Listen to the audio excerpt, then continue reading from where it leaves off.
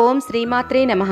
ఈరోజు మనం దేవి భాగవతంలో పాండురాజు బుద్ధి, కుశలత, ఓర్పు, శాంతం వాటికి దేవతలైన అశ్విని దేవతలను ప్రార్థించమని తెలుపగా మాద్రి అశ్విని దేవతలను ప్రార్థించగా వారి వలన ఆమెకు నకుల సహదేవులు జన్మించారు.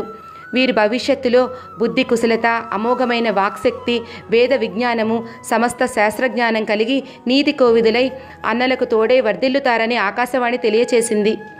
ఆపై పాండురాజు తన పుత్రులతో, భార్యలతో సంతోషంగా జీవిస్తూ తపస్సు ఆచరిస్తున్నాడు. కొంతకాలానికి వసంత ఋతువు ప్రారంభమైనది. శతశృంగి పర్వతం మొత్తం పచ్చదనంతో శోభిల్లుతుంది. ఆ ప్రకృతి రమణీయతను చూసి మైమరిచి పాండురాజు తన భార్య అయిన మాద్రిని సమీపించినందున కిందముని శాపం వలన మరణిస్తాడు. అప్పుడు మాద్రి తన భర్త చావుకు తానే కారణమని, భర్త లేకుండా పుత్రులను పెంచు సమర్థత లేని దానిని, నా పుత్రుల బాధ్యత కూడా నీవే స్వీకరించు అని నకుల సహదేవులను కుంతికి అప్పగించి పాండురాజుతో సహగమనం చేసింది.